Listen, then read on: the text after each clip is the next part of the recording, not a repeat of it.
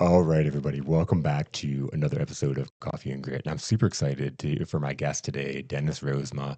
I got to meet Dennis a couple weeks ago from my client, Diana Anderson, and she had brought Dennis in, and we came to my office and we were doing some doing some like testimonial like type videos for Diana, and it's really really cool. Dennis started telling me about this passion that he has, and he's starting his own podcast, and I thought it was really cool. You know, at 80 years young, Yeah, he is still finding and still realizes he has this purpose and this thing that he wants to do, and so he's creating this podcast. And I'm like, I thought it was really cool because he was blown away with what I was doing in my office with my phone and my wireless mic. So I'm like, I'm excited to bring you in the studio and see kind of the full stuff here.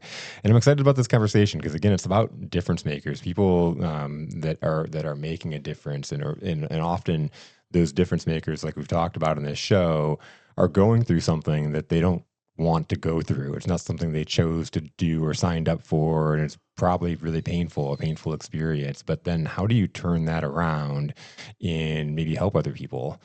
Create a platform again to make a difference. And so I'm excited for Dennis to be here in the studio. And so welcome, Dennis. oh, thank you. I'm very impressed with this, with your whole setup here. It's great. Thank you. Thank you. Yeah, thank you. You know, it's one of those things that's been it's like when, and I talked about just a second ago, that kind of that purpose when things Mhm. kind of happening. And I was doing this thing for my clients. I've been in sales my whole career, and I've helped people like really make sales easy. We make it so hard because we make it a thing to go out and get money and all that kind of Yeah, stuff. And hey, in business, we need to make money. However, I see sales as serving people at the highest level. Like if we're serving people, if we're taking care of people, we're helping them solve their problems. We're helping them make life easier for them. that makes people want to come back. It makes people want to come back. Yeah, And so that's what I call difference making. And, and that's been my whole process. And it's kind of tied over into a few things. But when I would start working with clients, we'd be like, great, I'm all ready for my first sale, but nobody's coming in and knocking on the door. Nobody yeah, knows about me. yeah, And so I started doing this stuff just because that's what I was doing for myself, is creating content, and it was working. And yeah. so it's like, I love it when a plan comes together. It just started helping them grow their business. And over time, I realized, oh, I'm doing something here. This thing that I'm doing, I had a coach actually. He was like, you know that thing you're doing for free for everybody? And I'm like, yeah. And he's like, you know how everybody's so blown away that you're doing this amazing thing for them? And I'm like, yeah. And he's like, you should be charging the most for that. And I was like, oh, okay, That's okay. great. But so that's, kind of how this is all unfolded. And it's been a pretty cool dream. Yeah, I've uh, I've been a therapist my whole life, and so giving back is kind of a natural thing for me. And going through what I'm going through now with my wife, it's like that therapy background is really helping a lot. It doesn't make it easy necessarily, but it does make me a little bit more understanding, and it kind of helps me deal with it better. And so that's a part of what I want to be able to give back to other people is how to better deal with what they have going on. And can you tell me a little bit about your story and what's going on? About 10 years ago, my wife was diagnosed with dementia, but it was not a big thing at all. She was having some memory problems, and things were basically very normal. The, for 9 of those years, it kind of stayed the same. Uh, in the last couple of years, it's gotten a lot worse.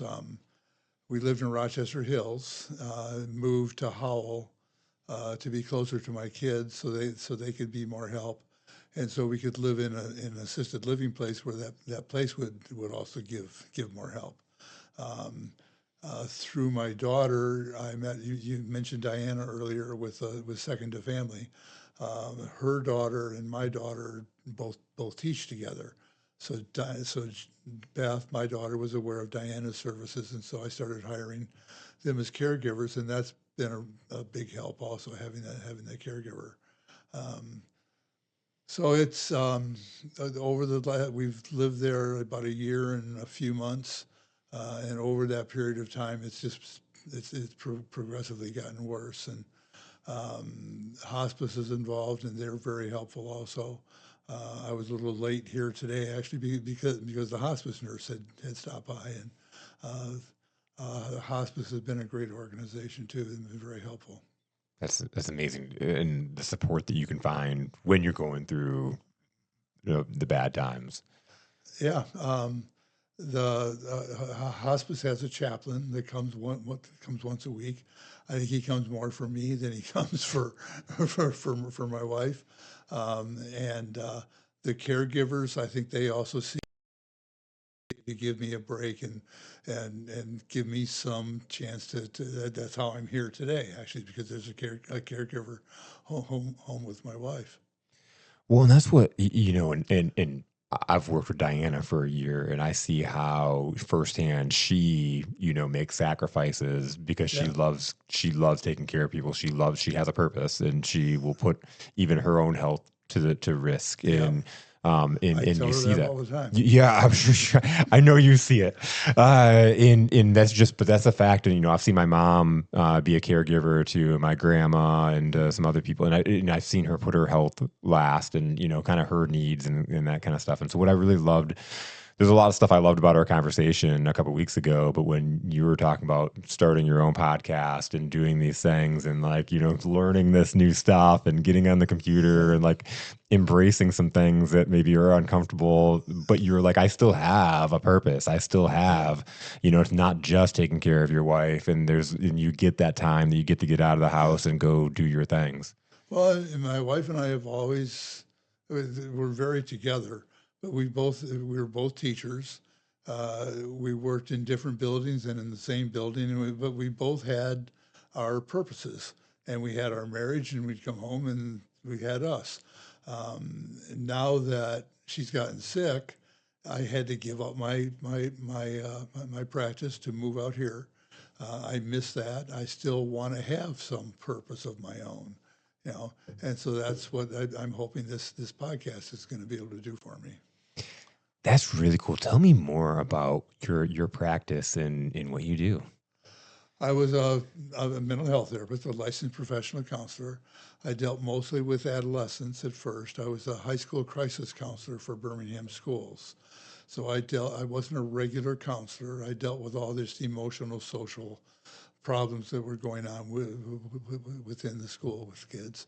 Um, uh, Suicide was a big thing, or suicidal ideation, sexual assault, date rape, anxiety, depression, all the mental health issues Hmm. that teenagers tend to have to deal with. Hmm. And that was specifically my job, just to deal with that. Um, so I enjoyed that a lot. It was extremely busy, very stressful, but I kind of thrived on it, which is kind of sad in a way. But I really did enjoy it. And then that position got cut. I ended up having to work in, they had two high schools in the district. I had to end up working in both high schools. That was even more stressful then. I had a kidney disease, ended up having a kidney transplant. That's a whole nother story about my life is my transplant. Probably went back to work a little too early and found that the stress of that job and my health, I needed to take better care of my health. So I decided I would retire and continue a private practice that I had started on the side. Start doing that a little bit more full time. I still saw mostly adolescents, but saw some adults. And as time went on, started seeing more adults, um, and again enjoyed that very much until I had to retire from that completely to to to move out in the Howell area. Well, going through that, you talk about like being that having that stress and all the things that you're dealing with. It's not obviously not being there on people's best days, but how good does that feel when you can be there for people through those times? That's extremely rewarding. Some of the little things that have happened over the years, of a phone call from a former client saying, I wouldn't be where I am today if it hadn't been for you. Thank you. I mean, that'll last me for a month, Yep. Yep. and knowing that those things are true and that you really are making a difference, it's very, very, it makes me feel good. I love it, and I can share that. When somebody messages me and says that, I live off of it for a month. Yeah, Like it's yeah, that energy. It's why you do what you do. Just it's our purpose and why we're put here. yeah. And it, to somebody else, it might sound selfish. You're only doing it for yourself. No, I'm not only doing it for No, myself. That's the reward I get. Um, I've never made a lot of money. I'm not interested in making a lot of money. I want to survive and I want to have a good, nice life. But it's like those personal rewards. They're the things that count the most. yep, yep, yeah, And you're absolutely. seeing that here, I'm sure. No, and it's absolutely, and it's one of those things, and even kind of what led me into sales in the first place. I worked in a nursing home. I was a caregiver in a nursing Yeah, home, and just not just in the nursing home, but people would do my job for me. People would give me things. People would buy me lunch, and strangers would come up and tell me their life story and yeah, these kind of things. And so I was paying my way through school, and I'm like, there's only so much overtime I can work here while going to school. yeah, And I'm like, you know what? I feel like I'm good with people. I bet if I got into sales, I make commission, I can make more money yeah, versus leverage my time kind of thing. yeah. And then I got there and I was horrible at it because people were teaching me the way to do sales. Yeah, And it took me a good long time of struggle to figure out and start really diving into what I thought would make me successful and then observing what other people were doing. And yeah, then one day I had this light bulb moment of like, oh my God, that's it. I listen to people. yeah, I ask them questions. I'm curious. So when a stranger comes up and starts telling me, they start talking to me, I start asking them more questions. And yeah, now I'm diving in and I'm probably seeing them more clearly than some of their loved ones. yeah. And so That's very true. they feel safe and comfortable. And the next thing I know, they're telling me their life story or interviews. I'd interview all these salespeople for my job. Yeah. In almost every single interview, people would say, wow, that was the best interview I've ever been on. I felt like I was talking with a friend for coffee. And they Yeah, would tell me things they would never tell somebody else that they were interviewing a job for. yeah, They got really loose and yeah. comfortable. No, that's right. And they got a camera going. And they got a camera going. And that's what I told you is the funnest thing is when people come in and they're so nervous and like the camera's going. Yeah, And I'm like, oh, and then we'll talk for like an hour and I'll have to kind of cut it off. totally forget it. And they Yeah, forget. Yeah. yeah, Yep. You just start rolling. yeah. Yep. I'm looking forward to being able to do this on my own too. Yeah. So tell me more about that and what you have going on. Well, the chaplain I mentioned from hospice, he and I have gotten real close. We like each other. We talk a lot. We were sitting in the hallway, like a lobby area, talking, and one of us said, "You know, our conversation, people should hear this. It's like this is real. This is what's really going on with caregivers and with dementia." And we kind of said, well, yeah, maybe there's a way of doing that. We ended up doing a presentation at the facility that my wife is at that was very well received. And I have a friend who helped set up my website originally for my practice.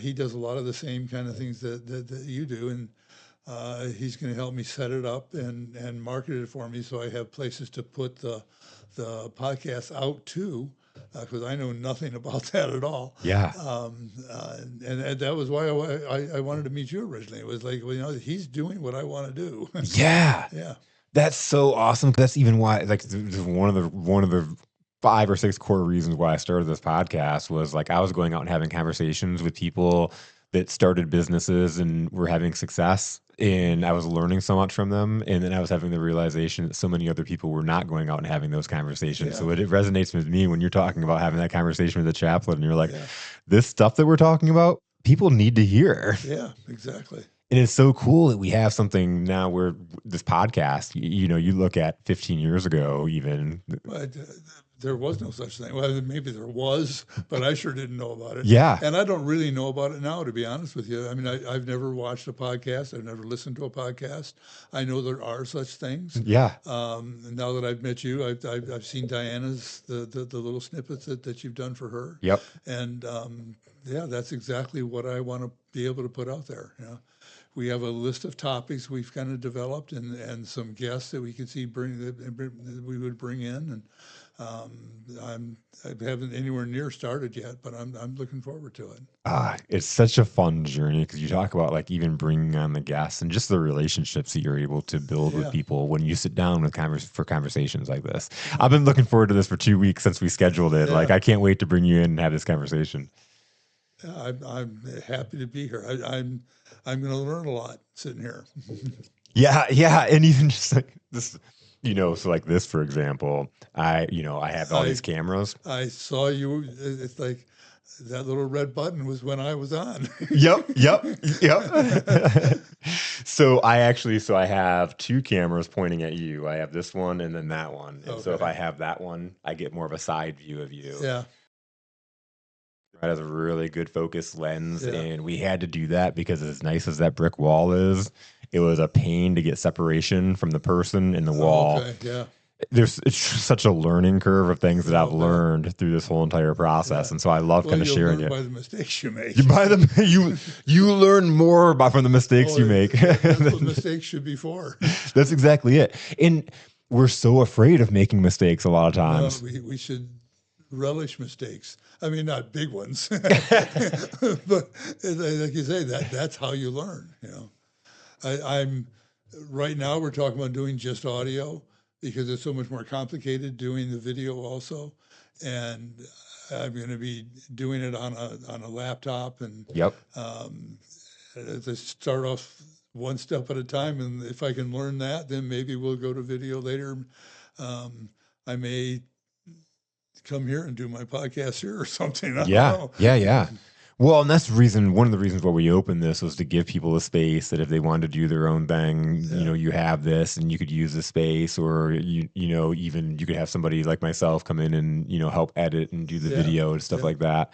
So there's that, and in doing it with yourself, you talked about the mics and Yeah. how liking the mics that I have. I'd Yeah. highly recommend those ones because Yeah. they're pretty inexpensive. Before we go, I want to make sure I get the brand. I will give it to you. Yeah. Because the guy I'm working with is going to recommend something, and I want to see if there's any what the difference is. Yep.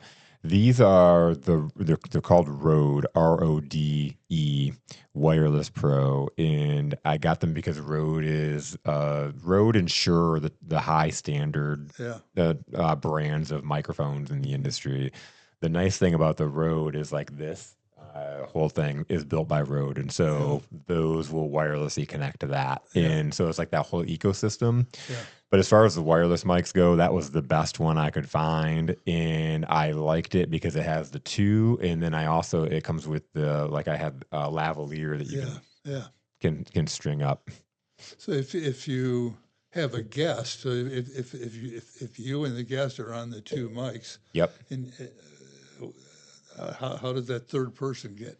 So with that, because instead of using the lavaliers, I would just like how I had them set up with you and Diana, I would set them like Just put one between you, and it picks up both. Yeah. Okay. Yep.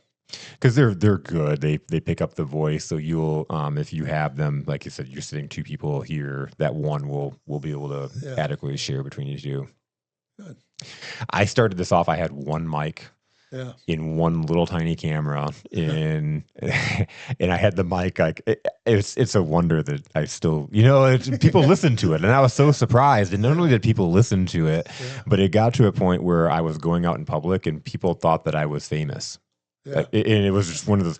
Because you have all this stuff. Yeah. Well, I'm constantly on social media. The videos are coming out, and people started listening to the podcast. Yeah. I didn't think that people would ever listen to the podcast. I didn't put any time to editing. That's one of my concerns. It's like, who is ever going to listen to this? Yeah.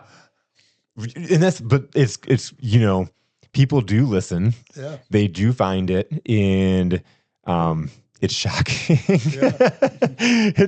You forget as you're talking, out loud and having conversations sometimes that people are going to hear this, and so Well, and the less you think that, probably the better you're going to do. That's exactly true. Yeah. Yep.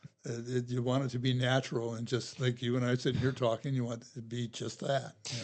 Well, and that's exactly it is, if nobody listens to the full podcast, that's Yeah, fine because I get to still go and have these awesome conversations. yeah, But as people do listen to them, if they listen to them, they're going to hear stories and things that could change their life. yeah, exactly. I believe stories are data as soul. And when you can sit and listen to the stories that we're talking about, there's so many clues in that. There's like ways to overcome, bad times and Yeah, persevere or still make your difference, even though you're going through hard times. yeah. And we can all make a difference. I firmly believe that. We all need to make a difference. I agree. I agree. So tell me, so you haven't started having these I haven't conversations yet? done a thing yet. I've talked about it and talked. Again, this guy I've been talking to, he's setting up a whole set of stuff for me to to learn and to do, and Yeah. I'm just waiting on that and see where we go. Okay. So tell me about It was in the activities room of it's called Village Manor, is the place that we live. And they have a lot of different like activities in a library, and they put on a whole lot of different kind of different events for the residents there. So we were one of those events. It was, and again, it was he and I talking with each other, but instead of just talking with each other, we were talking in front of an audience. We set up kind of an agenda for ourselves, some questions to ask to ask back and forth of each other, and then just let us start talking. We didn't really script it; it was just us talking. Uh, then let people start answering questions, or let people start asking questions, and it went very well. People seemed to really respond to it and liked it, and so that encouraged us to think, maybe this really could work. well, and you have an audience right there of people that enjoyed that, Yeah. and you can send, hey, now we have this podcast you can listen Well, to. and we've thought about either just doing he and I sitting down and doing a podcast, if it's just audio, just he and I sitting talking, and or doing it in front of an audience, and or bringing a guest in, or this or that, or we'll see as it goes. Yeah. Yeah. Have you thought of any names yet for the podcast? Pardon me? Have you thought of any names yet for the podcast or Yes. Am I going to remember it? What you need to know about dementia. That's a possibility. yeah. It's a very good name because in the sense people know what it's about. Yeah. It is easily Googleable. Like if people Exactly. Google something, I think that would Yeah, pop up. exactly. I'm sure it would. Yeah. So what tell me, I guess, going back even, what led you into being in the position in I know teaching and stuff like that, but going into the therapy, the counseling route, what led Well, you there? originally, I go back to high school. My parents got a divorce right at the end of my senior year of high school. Actually, the divorce was during the freshman year of college. That was a real difficult time for me. My high school swimming coach was a very influential person to me. He was a great guy, kind of like always there. You know, you knew he cared about you. It wasn't just I was a real good swimmer. I was an All-American in high school and in college, and it wasn't just that he appreciated your swimming. He knew you and liked you, and that made a big influence on me. That's who I wanted to be. Originally, I wanted to be a gym teacher. I wanted to go back and I wanted to be him. I wanted to coach swimming, and I wanted to and I did that, and that all led into how can I continue that? How can I grow in that? I got a counseling degree more because I wanted the skills Hmm. than I wanted to really be a counselor. No offense Hmm. to the school counselors out there, but I didn't see them as, and it's not true. School counselors are great people and they do great work and they're very helpful, but they get so tied up in the paperwork of the job and the college applications and the recommendations and the scheduling of students. And I wanted to do something different than that, more than that. Ended up developing a idea for a job as a crisis counselor with some community members that wanted to do more about drugs at the time. This was in the 70s, and drugs were a big, terrible issue. And that ended up happening, and I got this job as the crisis counselor. And that led to me having a private practice outside of school, and that became who I was, you know. And now I've moved past that, and I do miss that, but I still want to do that same kind of thing. I'm 80 now. I'm not sure how a 15-year-old's going to see me anymore. I don't know. But a 70-year-old going through something with their spouse, going through dementia with their spouse, will see me as a legitimate person who's been through it and has some information for them, you know, and will care about them. Well, and I was gonna say your audience probably isn't the 15-year-old or the, but people probably in their 30s that you look at, people that have parents and stuff Yeah, like that no, on up. yeah, exactly.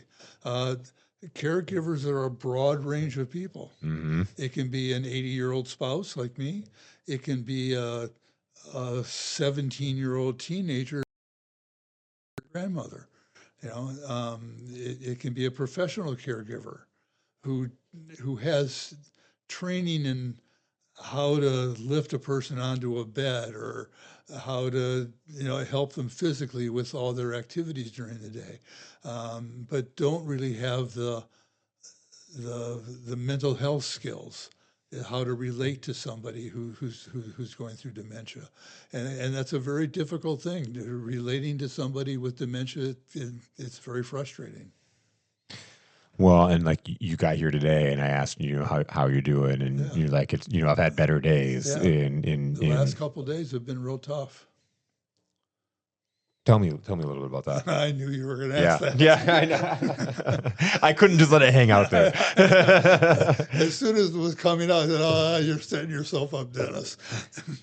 um, the what's happened is she's getting more. It's almost like psychotic. Now she's not psychotic. I don't want to say that, but it's like a psychosis. She's starting to see things. She's starting to talk to people that aren't there. Um, Yesterday she got up. She likes watching the Gilmore Girls on TV. I've watched it the whole, however many seasons there are. I've watched them 10 times.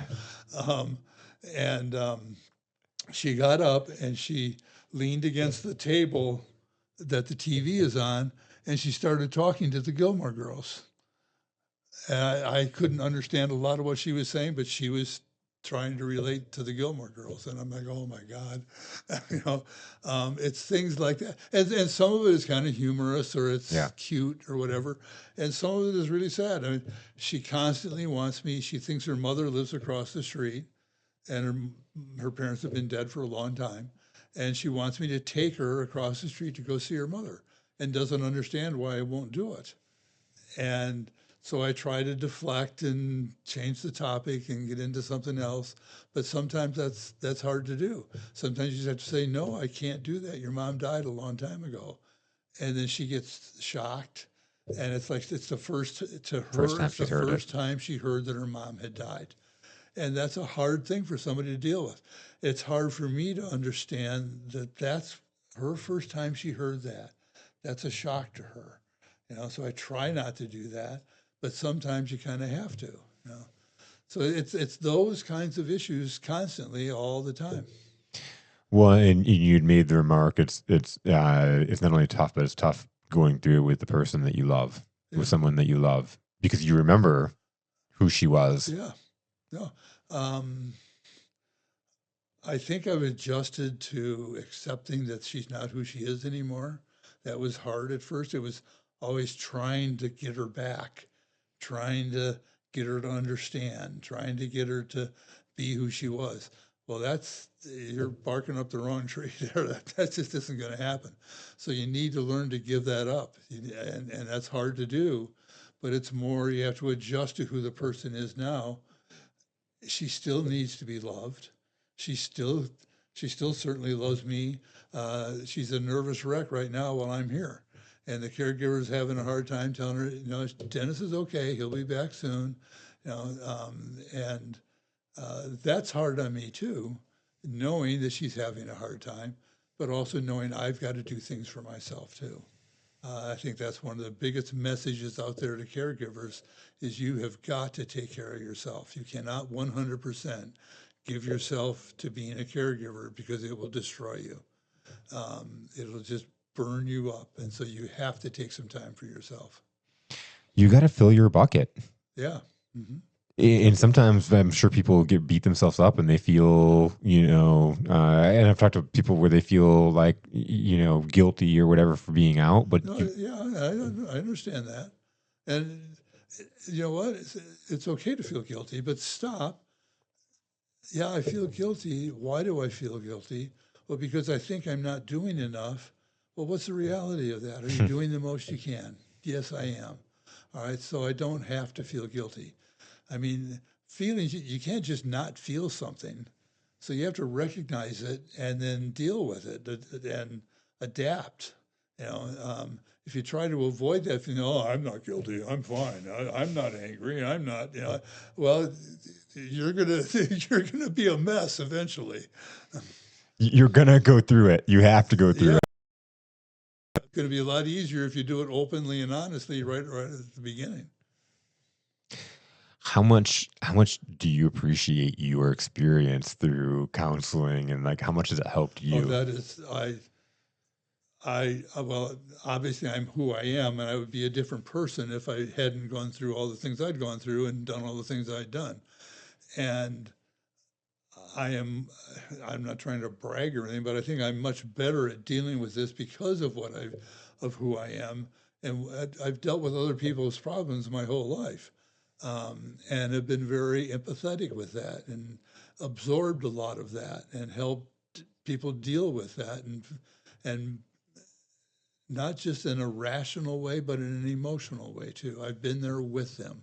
So that's what my wife is going through. I'm being there with her, you know, and that's very natural for me.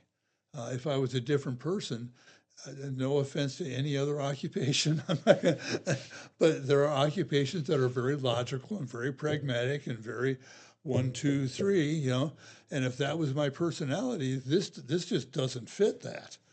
So you have to learn to adapt and look at it in a different way. That's huge. And it's so true. And I mean, it's like you talk about, and it doesn't even necessarily matter profession. You said this is who I am, and Yeah, that experience helped you become who you are. But yeah, I would imagine the reason why you became who you were is because you were pretty empathetic, anyways. yeah. I don't know where that came from, Yeah. but yeah, I think I've always been like that. I've always been a good listener. I've always cared. Um, I've always I don't always think of everybody else first and not me. You know, I'm not this like saint or Yeah, claiming something, sainthood. Yeah. but I tend to be that way. Um, Yep. Yeah, no, I completely agree. It's like, where does it come from? For me, going through some experiences, it's like a lot of traumas through like childhood and stuff like yeah, that. Is like I can put myself in other people's shoes. yeah, no, that's me too. Again, when you say your parents are divorced, that's not just an event. That's a whole story, And I was lucky. I have no doubt at all that I didn't go into counseling because I wanted to learn, and I think a majority of the people that go into it, that's their story, that they have that background, and there's nothing wrong with that. So long as you do learn and you're not trying to get the sympathy or the care from your clients, as long as you've gotten past that, you can then be a good therapist. Yeah, yeah, no, good point. There's a fine line there, Yeah, definitely. and you And probably have seen I've known both. plenty of people that didn't get past that. Yeah, yeah. No, I was gonna say you probably have seen Yeah, that side. I've seen clients who've seen other therapists that probably hurt more than they helped.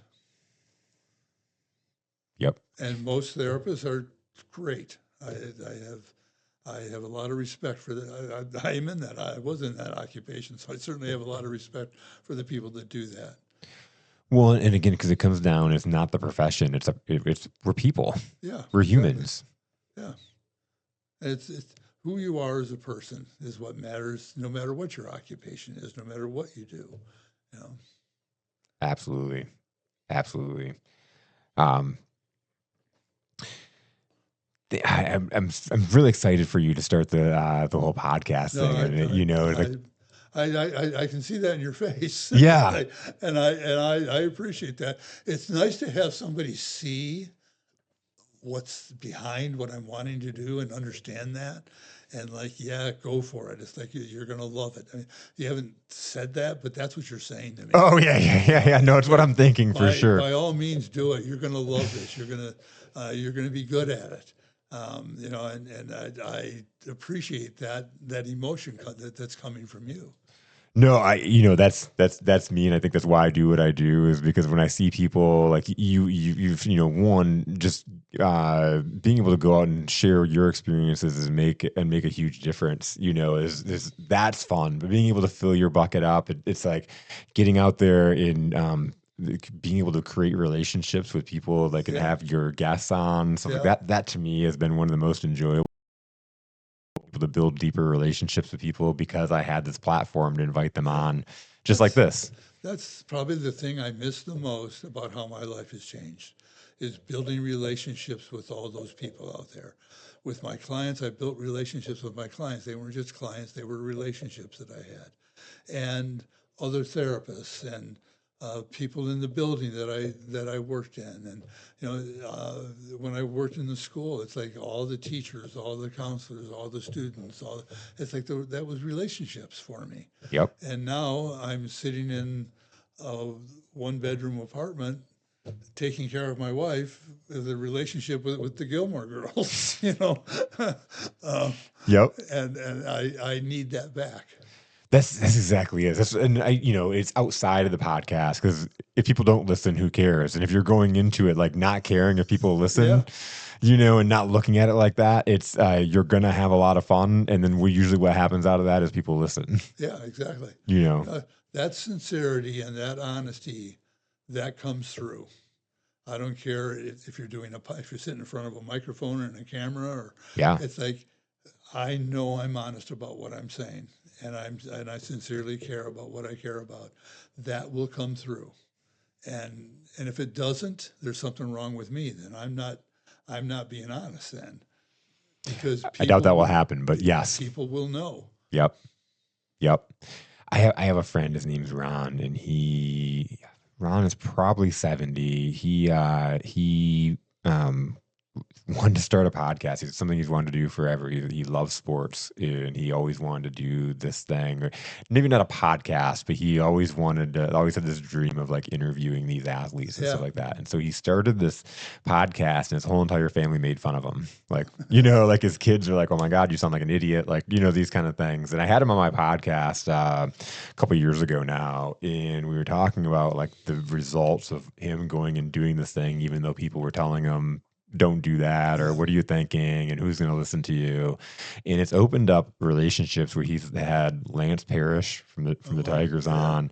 He's had like Mickey Redman from the Red Wings announcer. He's had all these different athletes, Kid Rock, or not sorry, Kid Rock, Darren McCarty from the Red Wings. He's had all these like famous athletes that have yeah, been on his show. He did an interview special with the Mellow Men from Michigan. They yeah, were like the first 6 black athletes for the Michigan football team. He did this yeah, whole series, and it's so cool because he went and he did this thing that people told him don't go do.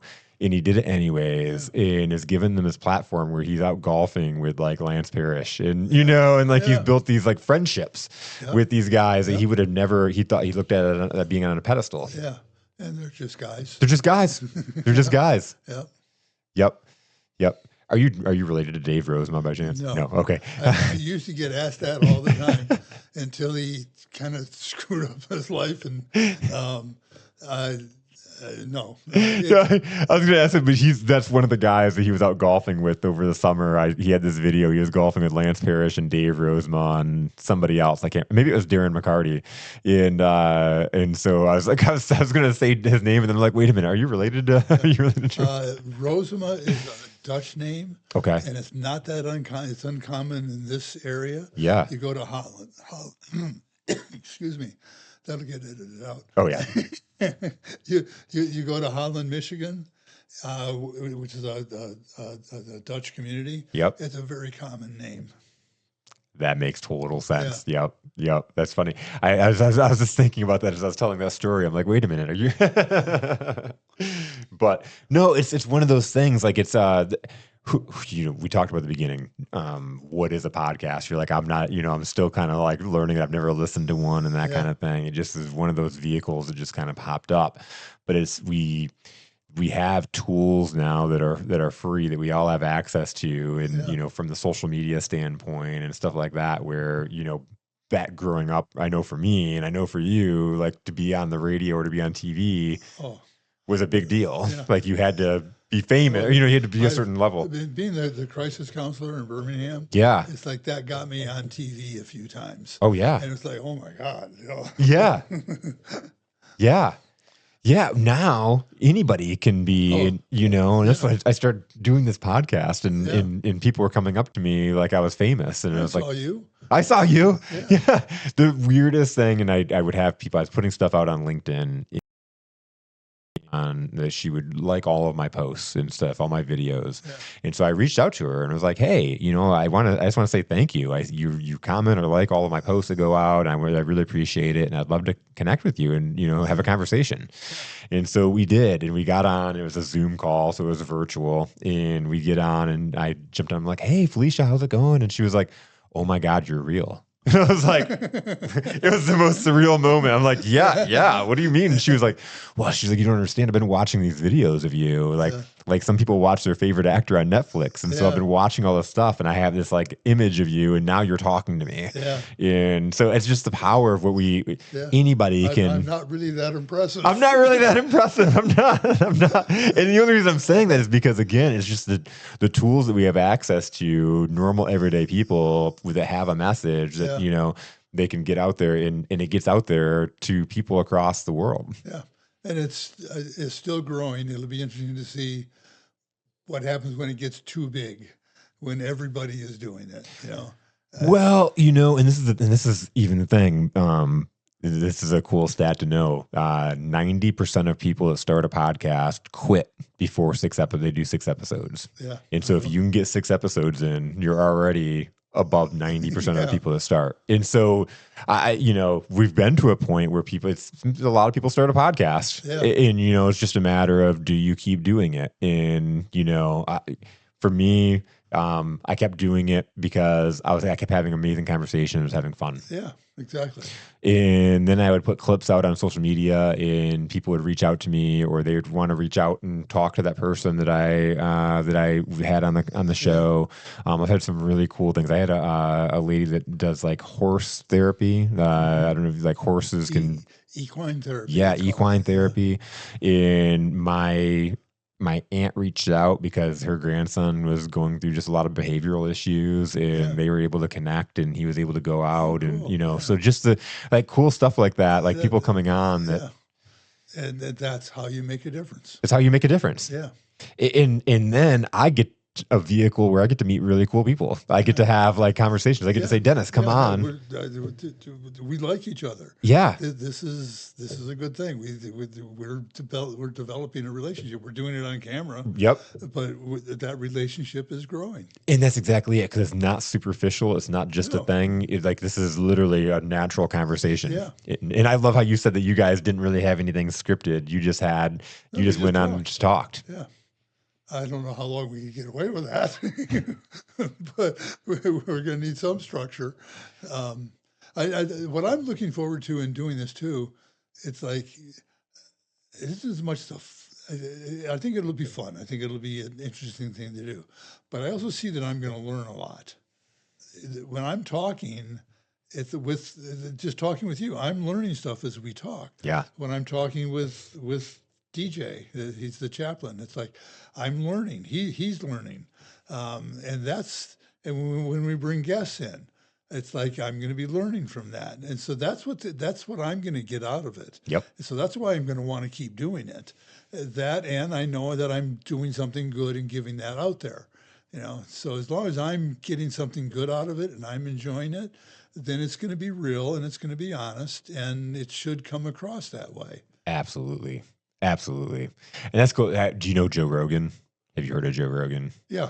So he's the biggest podcaster out there, there I've heard people describe describe him of he's this guy that was like really stupid and then surrounded himself around these like rocket scientists and all these people, and he's just learning from these people as he goes. Like he gets to have the most intelligent people or people doing these amazing things, and he's just having deep conversation with them. You've got to grow as a person from that. That's right. That's how we all grow. We don't do it on camera. Yeah. But we do it in our lives all the time. It just happens. Yeah. That's the importance of, again, that's why I need to get myself back out there and communicate with people, be with people, instead of sitting there watching Gilmore Girls. So, do you know about the Gilmore Girls Festival in Brighton? Yes. Yeah. My wife has a Gilmore Girls blanket that has like all the different, like the stores and the objects that come out of the show, and she's a big fan. That's awesome. I had never seen the show, and then all of a sudden last year, it really is a good show. Yeah, I've heard. So I've got to watch the town. Last year they did that event, and over 100,000 people. Yeah, in our downtown was insane. And the show is a lot about relationships and people, and that's what I like about it. Watching it as a therapist, really, it's very interesting. Some of the characters need some therapy. I love that. That is awesome. Oh man, this is. I love this conversation. And again, throughout the process, I'm excited to any way I can help as you're going through. I'm excited to share anything on growing this or any coming out and anything. It's gonna be a fun process for you, and I'm excited. I'm looking forward to seeing what's involved, and I'm a little bit I'm not nervous, but I'm concerned that can I do the editing and that part of it. I have to be able to learn to be able to do that, or pay somebody to do it. And I'm not looking at this to make money, so I don't really want to spend a lot of money. Yeah. So I hope I can learn all that. Well, absolutely. And like I said, any way that I can help as you're going through that process, I can certainly, we're more than willing to sit down and help you figure some stuff out. I would appreciate that very much. Oh, my pleasure. My pleasure. So how did it feel with talking with the cameras on and everything? Fine. I've done TV a few, not a lot. Yeah. I don't like the way I look. I think everybody is that way. But I don't care. So I feel the same way about my voice, but it's like, so what? It's not as bad as I think it is, because that's what people do to themselves, which is unfortunate. And so it's like it's fine. It'll be good. We live in our head. I hated my voice growing up. I went through kind of struggling. Now, it's one of those things. I listen to my podcast more than I listen to anybody's, and not from an ego thing. I got to listen to it to go through editing and all that kind of stuff. Oh, God, I should have done that.